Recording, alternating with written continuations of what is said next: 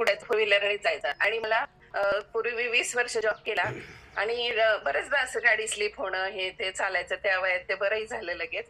पण एकदा मला असं खाली वागताच येत नव्हतं आणि मी गेले डॉक्टरांकडं.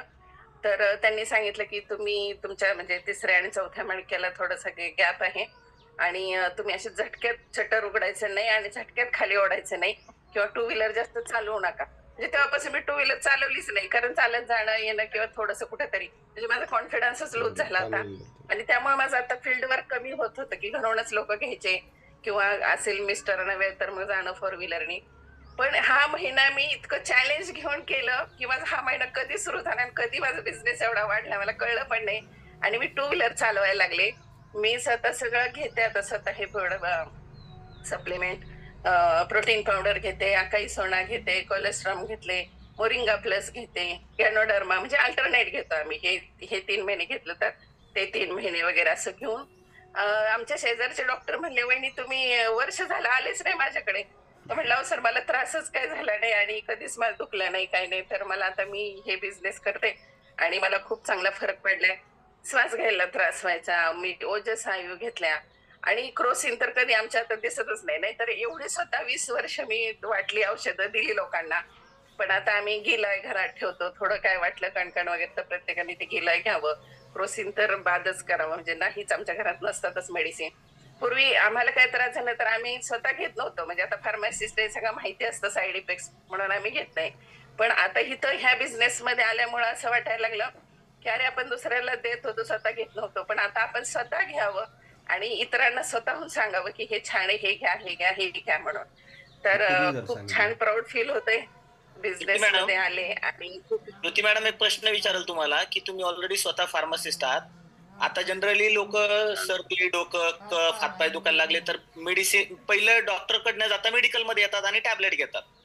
मेडिकल रिप्रेझेंट करतात आणि जर जास्त वाढलं तर डॉक्टरकडे जातात.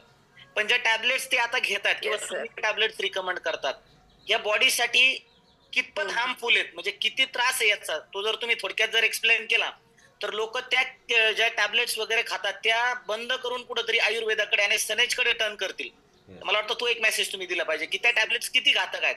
कारण की जनरली माझ्या माहितीप्रमाणे आता माझ्या टीम मध्ये पण भरपूर सारे डॉक्टर्स आहेत. जेव्हा आमचं कधी डिस्कशन होतं तर आम्ही असं पण ऐकलंय की ज्यावेळेस एखादी फार्मासिस्ट कंपनी मेडिकल वाल्यापर्यंत येते, डॉक्टर पर्यंत जाते, त्यावेळेस डॉक्टरला फक्त ती टॅबलेट लिहून द्यायची असते, मेडिकल मध्ये ती टॅबलेट ठेवली जाते, मध्ये काहीतरी कमिशन असतं. तर ह्या कमिशन कितीतरी केमिकल बाहेर मार्केटमध्ये येतात. तर आपण त्या टॅबलेट्स किती घातक आहेत, त्याचे काय साईड इफेक्ट होऊ शकतात तुमच्या माहितीप्रमाणे? येस सर, आता क्रोसिन जर घेतलं किंवा कुठलंही अँटीबायोटिक्स घेतलं तर त्याच्या एक आजार असतो आपल्याला, आता दात दुखताय तर कॉम्बिफ्लाम पण देतील, त्याच्यावर पित्त पॅन 40 देतील, ओमेस देतील, हे देतील. तर एका आजारासाठी ते 4-5 गोळ्या असतात आणि सप्लिमेंट पण देतील त्याच्याबरोबर. मग आणि डॉक्टर पण सांगतात ज्यावेळेस अँटीबायोटिक्स घेतात तर तुमचं पोट बिघडेल म्हणून त्याच्याबरोबर दुसरं पण एक औषध दिलं जातं. म्हणजे एका आजारासाठी 4-5 औषधं घ्यावी लागतात आणि पोट डिस्टर्ब होतं, गॅस्ट्रायटिस होतो, म्हणजे सांगतात त्याचे साईड इफेक्ट्स हे होतात. आणि क्रोसिन वगैरे घेतलं तर ऍसिडिटी होणं, लिव्हर डॅमेज होतं. सतत सतत जर पेन किलर घेत राहिल्या तर त्याचा शरीरावर परिणाम होतो, लिव्हरवर वगैरे, तुमचं डायजेशन सिस्टीमवर परिणाम होतो. आणि नंतर नंतर काय होतं की पटकन आता सर्दी खोकला झालाय तर पटकन एझिथ्रोमायसिन दिल्या जातात की, पण सारखं सारखं त्याच गोळ्या घेऊन त्याची शरीराची तुमची ताकदच कमी होऊन जाते की त्याच्या पुढचं हायर अँटीबायोटिक्स घ्यावं लागतं. म्हणजे ते त्याला दादच देत नाही नुसतं एझिथ्रोमायसिनला. त्याच्यापेक्षा मग दुसरं घ्यावं लागतं, जिफी वगैरे, म्हणजे त्याच्या पुढचं आणखी कंटेन असलेलं. म्हणजे तुमची इम्युनिटी डाऊन होते, त्या ह्याला शरीर साथ देत नाही. आणि मग काही काही वेळेला नंतर नंतर सारखे औषध घेऊन मग ऍडमिट झाल्याशिवाय पर्यायच नसतं, म्हणजे गोळ्यांवर भागतच नाही, सलाईन मधनच द्यावं लागतं. म्हणजे हे लिव्हर डॅमेज होणं, सतत कॅल्शियमच्या गोळ्या घेतल्यामुळे किडनीवर त्याचा परिणाम होतो.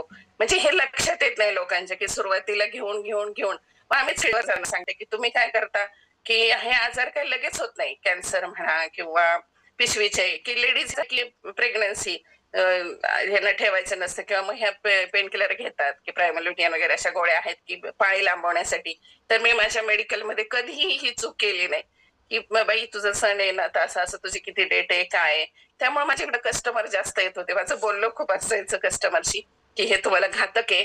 ह्या तर गोळ्या सर्रास गौरी गणपती आलं, कुठले दिवाळी सण आलं की बायका सर्रास येणार की मी लेडीज तिथे एकटी असायची आणि म्हणून लोक यायचे की ही मॅडम इतके दिवस पाळी आहे, आमच्या घरात लग्न आहे, आमच्या होतं. इतकं छान काउन्सिलिंग करायची की नाही तुम्ही नाही घ्यायच्या ह्या गोळ्या, पुढे त्रास होतो हे होतं.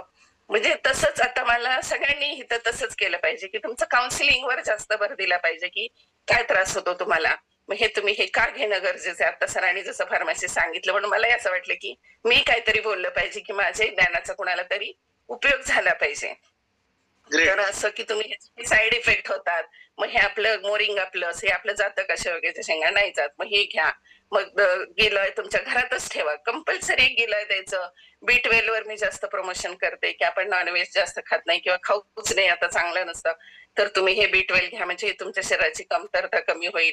म्हणजे हे प्रमोशन आपण नॉलेज वाढवून आणि काउन्सिलिंग वर जास्त भर दिला तर बिझनेस खूप